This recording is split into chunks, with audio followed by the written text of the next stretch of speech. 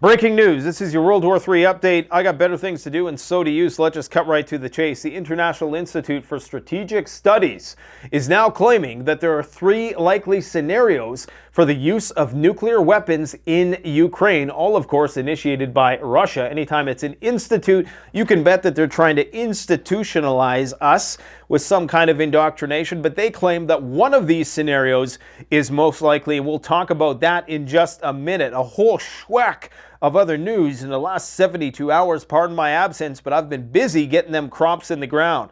Sweden is ready to host nuclear weapons. Poland is ready to host nuclear weapons. F-16 deliveries are imminent. Rishi Sunak, Prime Minister of the UK, has issued an ominous and very detailed nuclear warning. Iran claims, at least an Iranian lawmaker claims, that Iran already has nuclear weapons. The Iranian government denies this. It now appears as though they're trying to float this position of strategic ambiguity. Germany is about to go ahead with their conscription plans. Estonia is sending troops into Ukraine to accompany the French legionnaires that are currently there.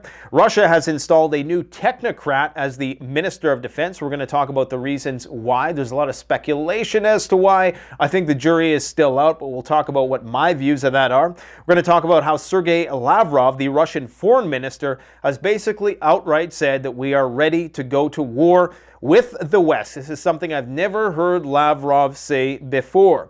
Poland is fortifying its borders, preparing the border with Belarus for full-scale war. We're talking about hedgehogs and defensive fortifications, trenches, the whole 9 yards. Ukraine is prepping for full-blown mobilization on the 18th. And I think I did say that Germany was planning for conscription, but guess what? They're in such short numbers that they're getting ready to conscript women as well. Yes, equal opportunity employers. Ukraine is prepping for full-blown mobilization. ChatGPT has unveiled a new disturbing level of their technology, which is coincidentally timed to coincide with nuclear, climate, financial Armageddon. Interesting how we're all going to be isolated by the next bird flu pandemic, but we're all going to have some robot to talk to, and it's going to seem very real. We've definitely crossed the uncanny valley for sure. Kharkiv in Ukraine, completely encircled, at least I should say, in the northern part. There's a lot of rumors that this could just be a potential Rus maneuver. The Russians trying to bait all of the Ukrainians and their reinforcements and their reserves into one place, only to attack elsewhere in the north. We'll talk about the details of what is going on and the tactical minutiae that I don't really like discussing on this channel because I'm far from an expert in that respect. But we're going to touch on it because it is definitely significant and it plays into what's happening right now with the delivery of F-16s and NATO troops on the ground.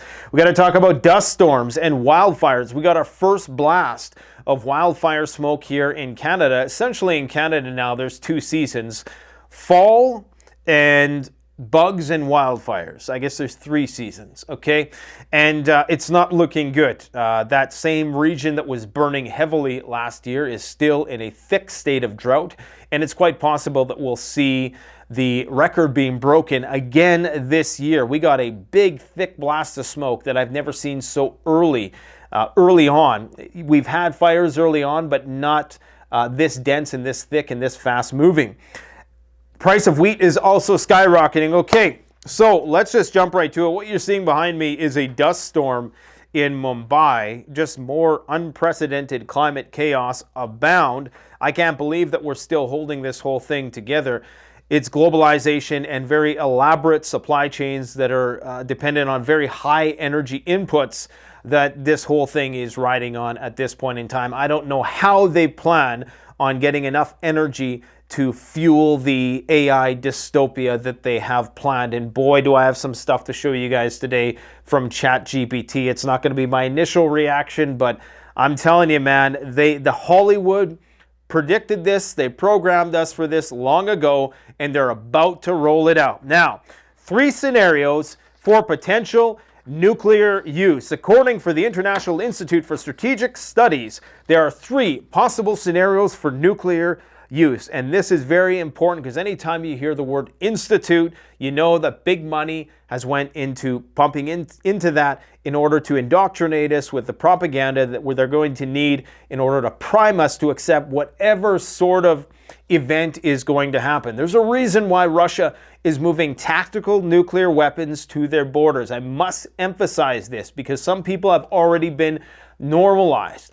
I want you to understand the things that I tell you today. I want you to just imagine I told you these things a year ago, even 6 months ago, okay? And that'll show you how far the goalpost has been moved in the wrong direction. The first scenario, a demonstration strike will be carried out in the uninhabited areas of the Black Sea. Now, this is arguably the least offensive use of a tactical nuclear weapon, next to perhaps doing a nuclear test in the nether regions of Siberia. But the Russians can't just do that, because all that's going to probably do is embolden the West and make it seem like the Russians are not serious in their nuclear threats. So the thinking here, according to the Institute for Strategic Studies, is that they have to bring it a little closer to the front lines in order to make NATO think that they're serious. The second scenario is called a counter-force strike on the battlefield, essentially utilizing a low-yield tactical nuke, which could range between 1 kiloton or even sub-kiloton, which likely would not elicit enough of a response, to around 50 kilotons. However, depending on who you talk to, the size of a tactical nuclear warhead can go all the way up to 300 kilotons, okay, which would be a massive explosion. I mean, that's like 10 times the size, if not, probably 20 times the size of Hiroshima, all right?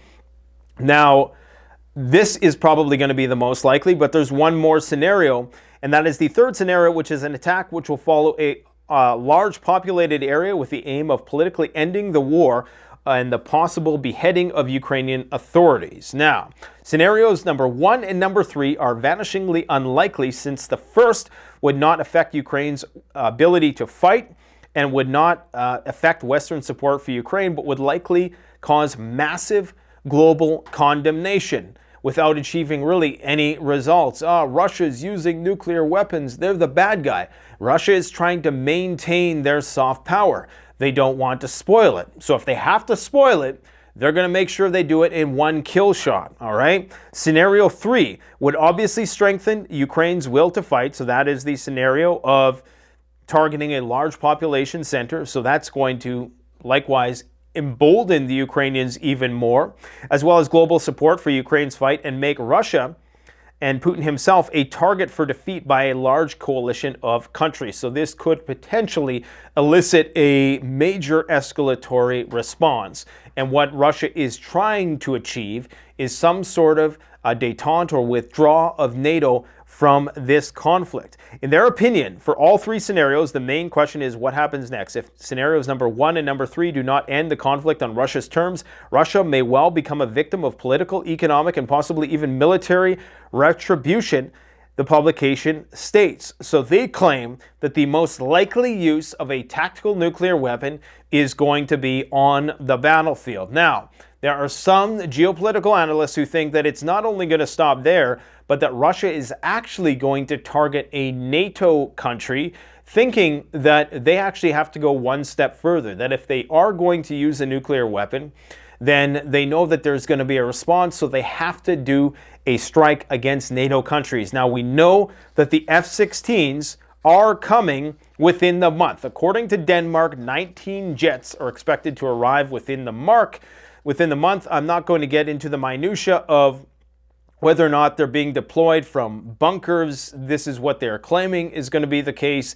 It's very likely, and Russia knows it, and this is why they're moving tactical nuclear weapons to the borders, that these are going to be deployed from Romania and Poland. And we're getting down to the point where there's two cars approaching each other in a game of chicken, and we're at a point where somebody either has to swerve or a nuke is going to get fired. That's how close we are, okay? Now, I want to play you, let me see if I have the actual quote before we get into this, because I want to play you the actual quote by Rishi Sunak. And just imagine you're listening to this a year ago, when they said that Ukraine was winning, right? Just imagine that. Let's see if I can find it here. Okay, so here's Sunak. Let me see if I can get some audio going on here.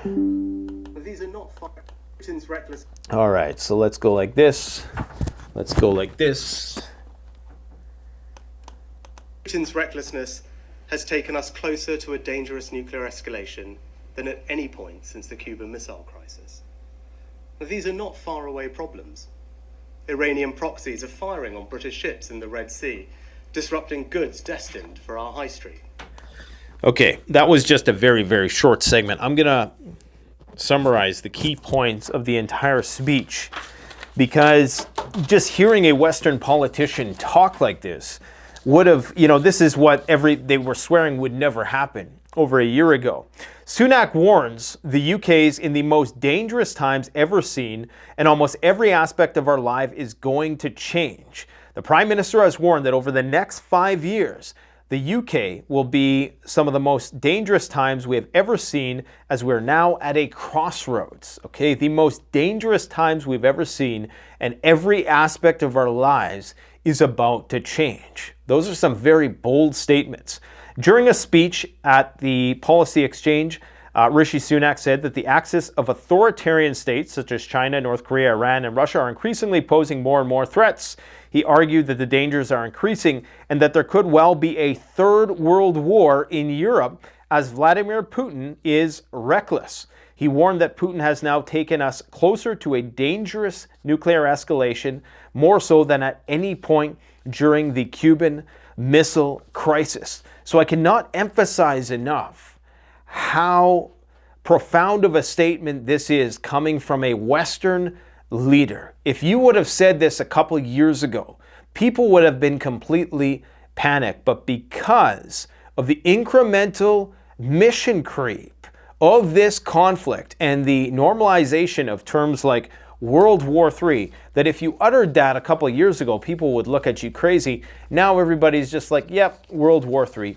In fact, people are almost, I don't know if it's a defense mechanism or what, but they're almost trying to ignore the fact that this reality is coming our way. But unfortunately, we're not going to be able to ignore it, because our leaders understand the seriousness of the situation, which is why all these military movements are being made. And I will say that if you know that your leaders are in a habit of lying to you over and over again, there comes a point where you absolutely have to trust what you're seeing with your own eyes over what they are telling you. And if you don't do that, you do so to your own peril. What do we see with our own eyes? We see tactical nuclear weapons within a 500-kilometer range. In fact, in Belarus, it's more like 50-kilometer range from NATO-backed countries and NATO troops, with a collection of NATO troops on one side building fortifications, getting ready to engage in conscription, putting everything into Ukrainian mobilization. Ukraine is going full-scale mobilization by May 18th, and you have this aggressive nuclear rhetoric coming out from Russian pundits, and that, of course, is being mirrored by the West, because, of course, they are at the same time using this as a propaganda tool. So we're in this death spiral of escalation, and everybody, unfortunately, has been so desensitized to the prospect of this thing going south that nobody even really cares anymore, when the true danger here is that as we approach the part where it's most critical of this story, people are completely disinterested. And we're seeing this more and more so. And unfortunately, that's because everybody thinks things happen the way they do in the movies. It took 6 years to use a nuclear weapon in World War II. And yes, that's because it wasn't invented until then. But just understand that these timescales for these conflicts are, you think of World War II and you think of it as a 1 hour long documentary, but that was 6 years of war, and it was also 10 years preceding that of things building up. So just remember, there's a telescoping component, a deception in Hollywood that doesn't aptly prepare us for the realities of these situations. Sweden is saying that they're ready to accept nuclear weapons in their country, admits the possibility of nuclear weapons being deployed in the case of war. Now, because they have the means, I presume, to deploy nuclear weapons, they're already effectively a part of the nuclear sharing umbrella. In fact, any NATO country is in some ways a nuclear target by default, okay? Because of course they can be used as a staging ground to launch nuclear weapons, whether or not they have nuclear weapons at all. But even just that, the fact that Sweden, and this is from the Prime Minister, okay? This isn't just some rogue pundit in the parliament. This is the actual Prime Minister saying, hey, we're ready to deploy nukes in the case of war, which essentially means we're ready to deploy nuclear weapons. You got to play, you know, when they say something nowadays, it sounds a little hyperbolic to say, but just take it to its most extreme conclusion, and you're probably going to be right 99% of the time, okay? Estonia is ready to send troops to Ukraine. They've expressed their readiness to send soldiers into Ukraine, and I think that they know that it's very likely that if they don't deploy troops into Ukraine and get the Russians caught up in a quagmire, or at least add to the quagmire that already exists, then they're next on the chopping block, especially in light of the suppression of Russians within the Baltic states. They know that the Russians are going to attempt to exploit that discontent as an inroad into the Baltics eventually. A lot of people thought that the war with Russia would actually start in the Baltics before it did in Ukraine. Lavrov has stated, he's the Russian foreign minister, has stated that they are ready to go to war with Russia. Now, Lavrov's language has always been incredibly cordial and diplomatic, but lately he's almost resigned to this fact that war with NATO is imminent. He said the following: "This is their right," referring to NATO. "If they want to be on the battlefield, then they will be on the battlefield." Essentially, Russia is ready to resolve the conflict on the battlefield as the West wants, meaning that if they want to go to war with us, we're ready to go to war. There are some claims that Russia's output of weaponry is somewhere in the region of as many tanks as the entirety of the West produces in 1 month. Okay, the West produces the same amount of tanks that the Russians produce in 1 month in a year. So let me just rephrase that. All of the tanks that Western nations produce in a year, Russia can produce in 1 month. Now, if we're getting into the realms of drone and autonomous systems, then is it even really that useful, or are these just going to be scrap metal? Obviously, the Russians are building tanks because they think it's a part of an effective strategy. Now, they have installed a new technocrat in the Russian Ministry of Defense. Some people are saying that Shoigu was promoted, and it's kind of a debate in terms of what is a promotion and what isn't. Technically speaking, Shoigu was second in command of the military next to Vladimir Putin. Now, in terms of the succession, should Putin die, should Dmitry Medvedev die, then yes, Shoigu is technically now going to be third in line to that, I do believe, if I'm not mistaken. That is to assume the role of the presidency. Now, again, the role that he's in now, though, as advisor, it's debatable as to how much influence and sway he's going to have over the battlefield. Was this just a way to have him removed, to give him an honorable position that, you know, it could possibly be that they are so concerned about the continuity of government that they want to have Shoigu closer to the top, just in case something bad were to transpire. I think anytime you see big moves like this, it's a sign that there's going to be a shift in either how the war is going to be waged, or it could mean that they know that there's going to be an inflection point in hostilities, and they are in fact concerned with continuity of government. So they're bringing Shoigu closer to the top, so to speak, and further away from the conflict, perhaps because Putin entrusts him more politically, even more so apparently than the prime minister, because technically within this role that he's now in, he is going to be, I think, third in line succession to the presidency should Vladimir Putin die, right? Which is possible. Vladimir Putin is old, could be assassinated, things could happen, things could go sideways real quick. Now, the other explanation is that this other guy that they're putting in there is going to be, and that is, what is his name? Belousov. He's going to be the new, we'll all get used to his name soon enough, but he has a background in technology and industry, and there's going to be this push in order to fight a protracted conflict with the West, leveraging new technologies, developing these technologies industrially, vertically, and that requires perhaps a fresh set of eyes, right? Shoigu has, I guess, done his part.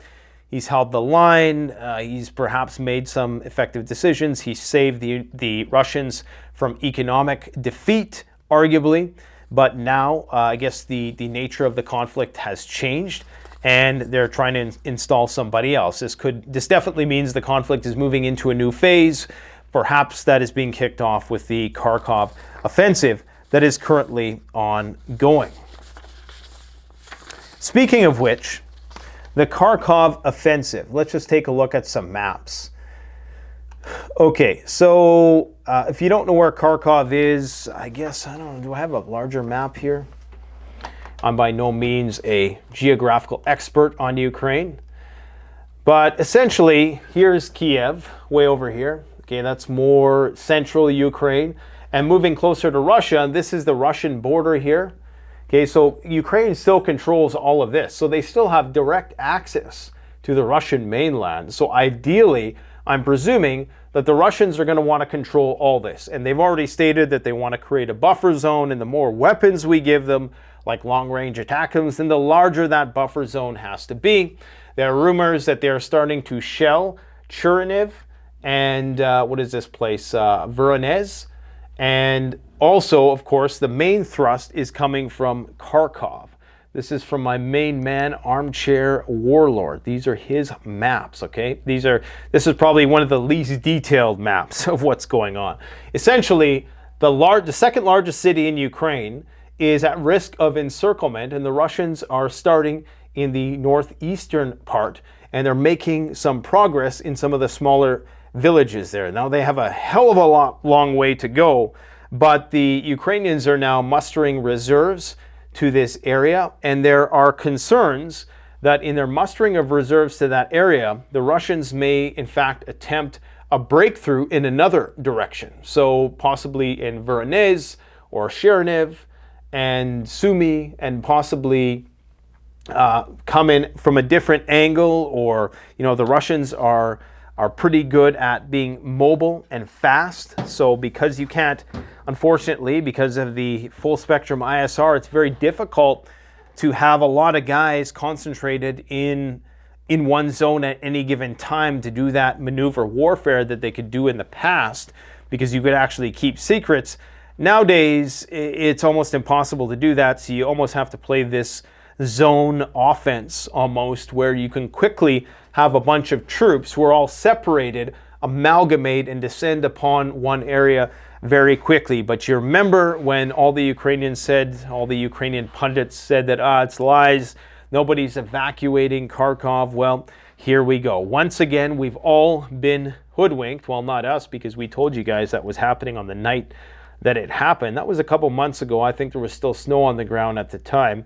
And sure enough, that's exactly what is going on today. So that's what's going to go down in the near future. Are the Ukrainian lines going to totally collapse? I don't think so, because here's what they're going to do now.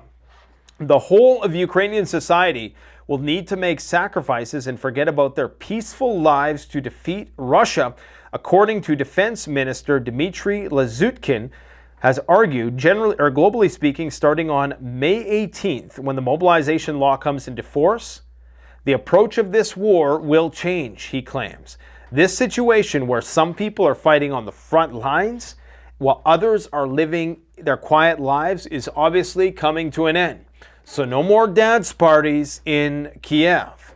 And unfortunately, we're seeing all kinds of videos. They've already banned taking footage of the commissars scooping people up on the streets. It used to be that you could still record that, but if you were to record, you know, the military installations being destroyed, you could go to jail or worse. Now you can go to jail just for videotaping a commissar arresting or conscripting somebody by force, okay? So that's how crazy it is. I mean, we are living in a completely upside down and backwards world if we truly think that this is a democracy. Think about exactly what we are doing. We're spending billions of dollars to bomb women and children in one place, which has essentially been a colonized, occupied territory. Yeah, there's religious and historical ties and blah, blah, blah.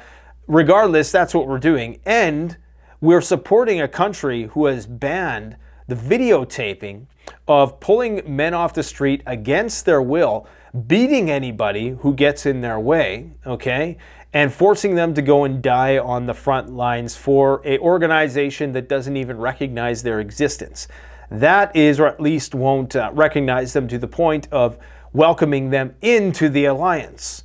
So I regret to inform you that our leaders are crazy and they're going to take us down with us. And if you don't think they can do, like, if you're looking at what they're doing there, imagine what they'll be willing to do here. Even if it's a few shades lighter, it's still going to be pretty chaotic what they will allow to unfold here. If they're willing to throw this much life at the problem and doing so under a virtuous banner, not even admitting to having to do it for noble reasons, but just saying that it's not happening or trying to deny that it's happening. Just imagine, okay? Imagine when the gloves come off and the mask comes off, I should say. Life in Kiev is strikingly different from the situation in the east of the country, which is abnormal. It would be normal if our enemy was weak, but with such an enemy, the whole country and the whole of society needs to mobilize. Now, this is when we can either see a massive uprising or, barring some major black swan event that unifies Ukrainians and revitalizes their interest in fighting this conflict. And I think it would have to be something so egregious in order to gin up so much hatred against the Russians that in order to justify, you know, the potential, the further, and the furthering of, you know, this war effort. It's going to take a big event in order to get people interested again. And what you also have to do is make them think they can win. If Ukraine thinks that they can actually win, and if they think that NATO has their back, then absolutely.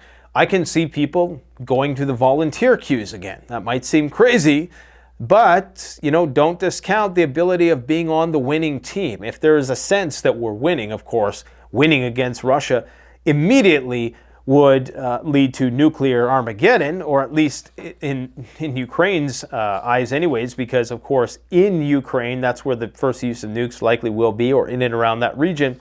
Don't discount the possibility that Ukraine may in fact be revitalized in their commitment to the war effort.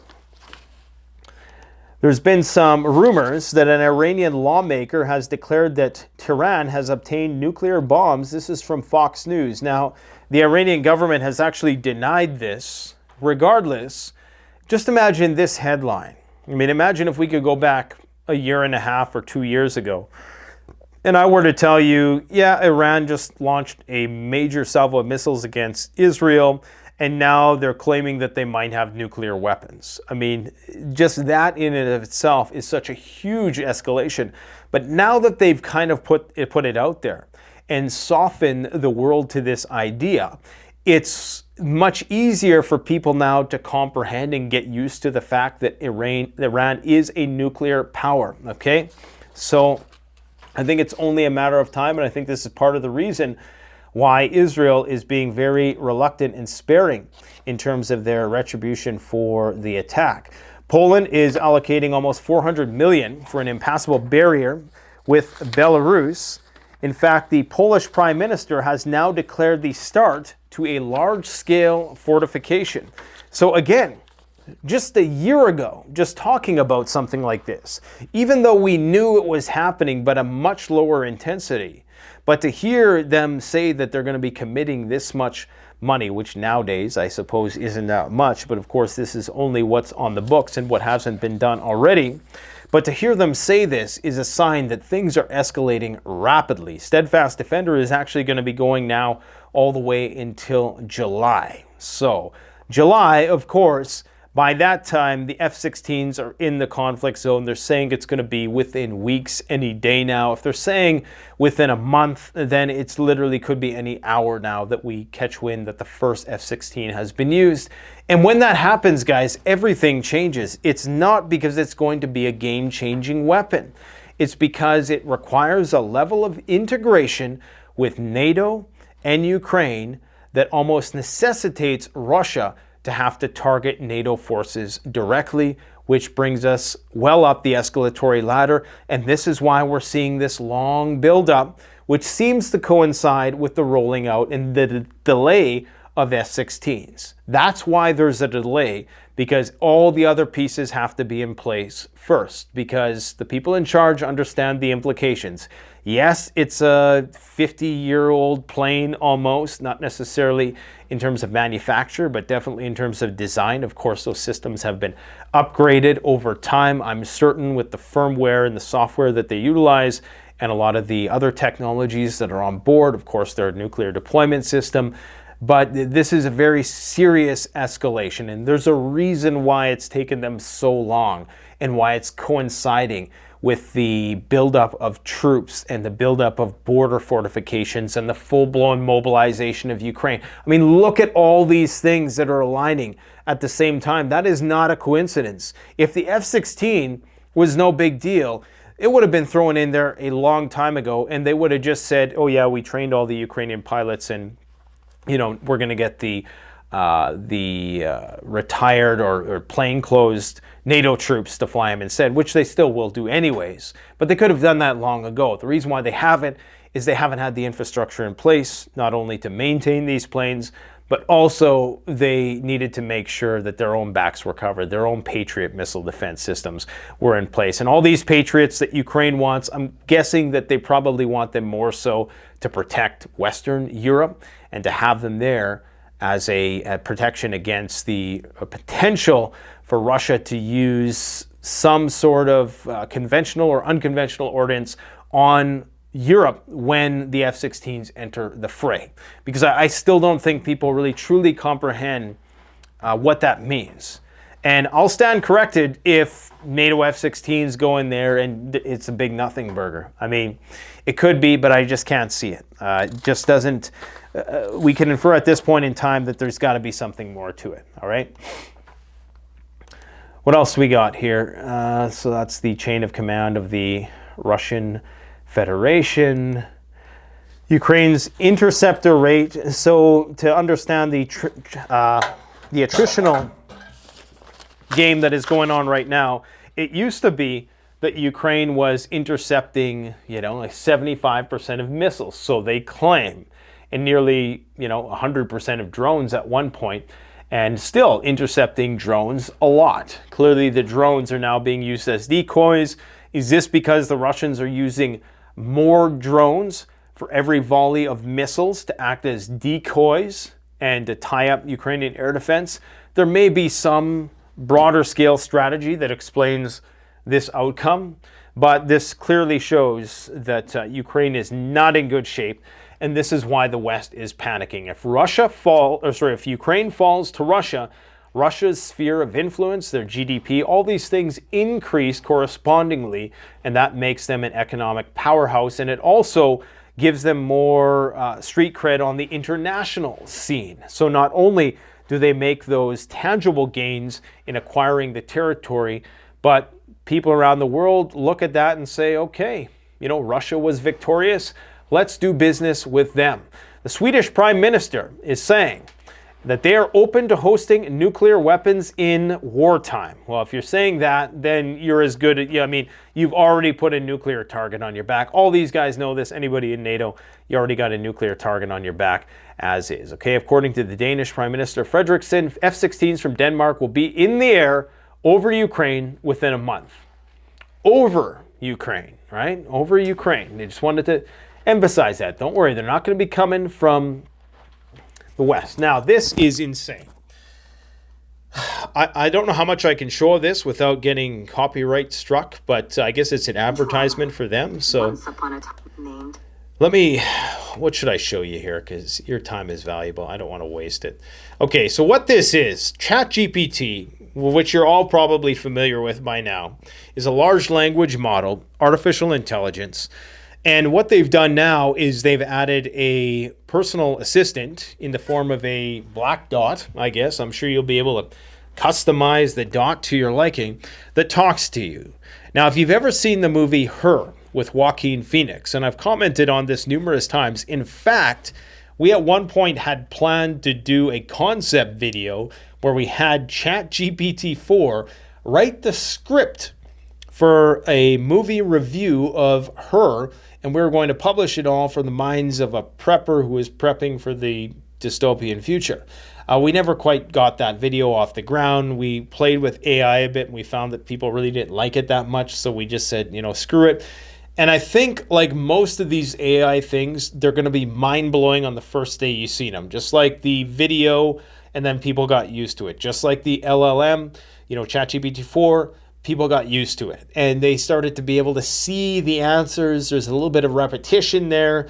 And even this, as incredible as it is, and, you know, people are going to get used to it, but this one is scary. Okay, is it a coincidence that this technology is emerging right around the same time as we have this poly-crisis scenario unfolding? I mean, it's just one thing after another. You got pandemics, you got wars, you got financial crisis, climate crisis, and now to keep you occupied in your little pod or tiny home, you're going to have this personal assistant, and you're not going to be able to tell that they're another person. I mean, they've really passed, they passed the Turing test.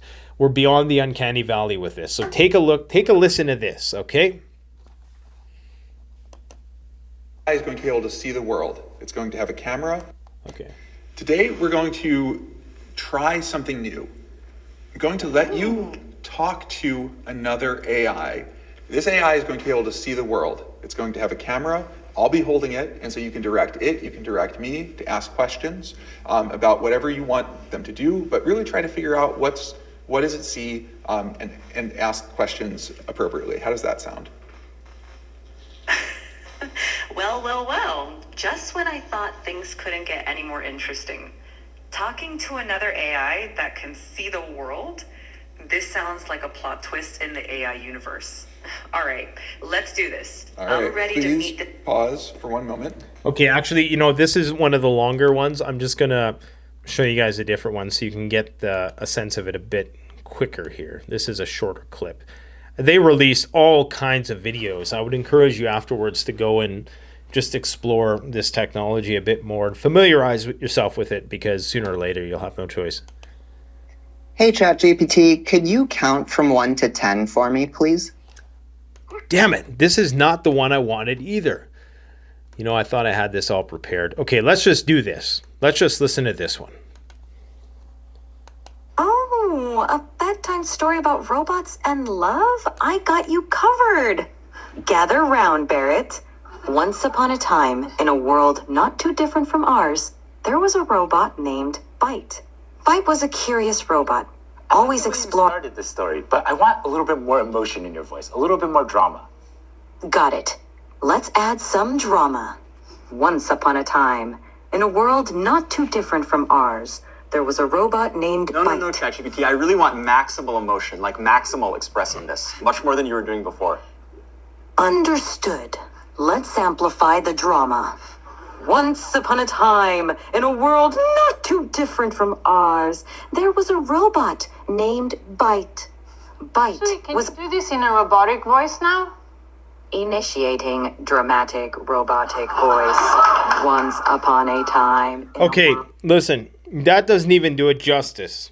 There's an example where they're showing the guy is talking to it, and this ChatGPT 4 assistant can see everything that is going on through your camera. Okay, so they can see how you look. They can see how you're expressing yourself emotionally. They can see all the stuff that's in the room. And they're having a conversation with you on the basis of that. Now, just imagine when that level of technology gets employed to surveil people and to monitor people. Okay, and we're not too far off from that yet. Imagine when this technology becomes militarized. That is the big concern here, because now what they're saying is that through your camera, they can identify everything that is going on in the room just on the basis of visual. Now, that might seem new, but to see it happen in real time and to actually converse, I mean, you got to see it. It is out of this world. It is going to change, it's going to change everything. This is incredibly powerful stuff, and you need to be aware that it is happening, not because you're going to succumb to its clutches, but because know thy enemy, as they say. This is a robot from the Unitree company. Now, most people don't know this, but Boston Dynamics was the company who kind of pioneered a lot of this sophisticated humanoid robot stuff and the quadrupedal stuff. Yes, there was the Asimov robot by Honda, but Boston Dynamics really took it to the next level. Boston Dynamics was funded by DARPA, the Defense Research Projects Agency, or something to that effect. They're the ones that basically created the internet, okay, by the US military. Now, DARPA eventually sold that to a Chinese company, and at the time I was like, why would you do that? They sold it to SoftBank. Okay, so, for all you conspiracy guys out there, you might have something to run with that if you wanted to explore this further. SoftBank bought the Boston Dynamics company, and they kept funding it, and then eventually they sold it. Of course, once they had all the industry secrets, just maybe months within buying it, you started to see these commercial humanoid and quadruped robots emerge with the exact same type of mechanics and technology. Now, humanoid robots are basically becoming commonplace. Now, pair the humanoid with the realistic features, the expressions of those humanoid mannequin robots, and you pair that with the ChatGPT voice, and you got yourself a very distracted bunch of teenage boys. Let's just say that. So, yeah, I mean, it's interesting to see how all of this stuff is converging at the same time. Apparently now, today, we have the Misc moment for GameStop. Once again, GameStop is being pumped. If you guys recall, in early 2021, Wall Street Bets, this consortium of people on the internet, on Reddit, teamed up to buy a bunch of GameStop, and everybody was buying GameStop, and this caused a short squeeze. It caused the hedge funds to lose a hell of a lot of money, and everybody got rich. But right after that, that really was peak greed, okay? That was right about here. This was in 2021, early 2021. ARK Invest was roaring high. Cathie Wood was viewed, even by me in some respects, as a visionary, because all of her stocks were going to the moon, all the tech stocks, and that's because all the retail investors were filing in. But then something happened, the system broke, because this is a zero-sum game, and this is what people don't realize. When you make the hedge funds go broke in such a crazy, precipitous way, yes, you're going to see short-term gains, and you're going to have a select few people who are able to benefit from that by gaming the system. But because it's an unnatural aberration, it causes some sort of effect, which is going to be negative for the economy as a whole. And then, of course, we've seen a crash, okay? And now we've kind of had this bounce back. And right now we're back at it again because the Hello Kitty guy that was involved in the, what was it? It was a Robinhood fiasco with the trading platform, and he had come out and said something about how they were shutting thing. I can't even remember the nature of the fiasco, but essentially he came back again, and this was part of the reason, not all of the reason, but it was part of the reason why the stock bumped again like another 60% in a day or something crazy like that. Now, this is what they call a Misc moment, okay? So we're at the point where greed is just so sky high that it's just inevitable that we're going to see a market decline. We're in the peak mania phase of this thing. A Misc moment is defined as the onset of a market collapse brought on by speculative activity that defines an unsustainably bullish period. Misc moments generally occur after a long period of growth, which ultimately leads to over-leveraging once prices stop rising. So we're about to see the blow-off top, I do believe. It's only a matter of time. And this is only a matter of time also. I wouldn't be surprised if just any day now we hear that bird flu is jumping from human to human and everything changes from that point forward. This is how much gold China is buying. Look at that. Okay, almost exploding nearly 400% just within the past couple weeks. Is that not insane or what? And the price of wheat is continuing to go up once again, not near the record highs that we've seen back in, what was it, 2022, but it's definitely going up again, okay? And so if oil goes up again, it's gonna go up even more. This is the wildfire situation that we have developing here. So the biggest fires are happening up here in the northeastern part of British Columbia. It's very dry up here, and it's only a matter of time before this stuff just, we're gonna see some massive, massive fire activity this year. Fortunately, the jet stream is blowing it due east right now, so not a lot of places down south are getting a lot of the smoke, but that's bound to change as the weather changes in the not too distant future here. What else do we got to talk about? Oh yeah, go check out CanadianPreparedness.com, your one-stop shop, your one-stop apoca shop. That's who this video is sponsored by, us. It's great to have your own store so you can sponsor your own videos. And we don't do it gratuitously. We only ask that if you are going to gear up, why not gear up from a place where we guarantee that everything is going to be top notch. Now, some things are expensive, but that's inflation, folks. I mean, this is what people thought in the 80s. We honestly haven't raised a lot of our prices by that much. And we would hope that we don't have to raise them anymore. But the reality is, with all the shortages that are coming down the pike with respect to these supply chain bottlenecks, I do believe that this glut that we're seeing right now is going to unfortunately give way to stagflation. We're going to continue to see inflation increase, and you're also going to see wages not keep pace with that, and it's going to create a lot of problems. But stuff, as the currency continues to depreciate, stuff is what you're going to want. We interviewed George Gammon the other day, and we're going to be releasing that video later this week. And he has an interesting take on the utility of precious metals. And he's a bit more skeptical of what their utility is going to be.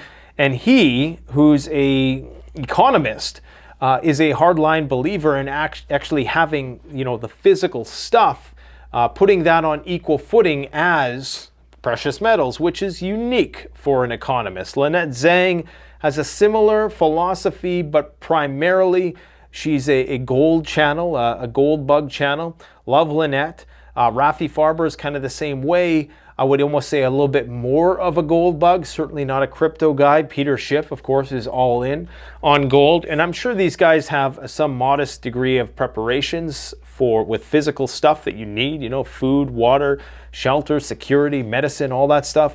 But perhaps not enough as they should at this point in time. Anyways, folks, I got to go get going. I got to get some, I got to put this big auger on the tractor because I'm going to be putting some trees in the ground, strategic trees, security trees. More on that later on. Anyways, I got to get going. Thanks for watching. Canadian Prepper out.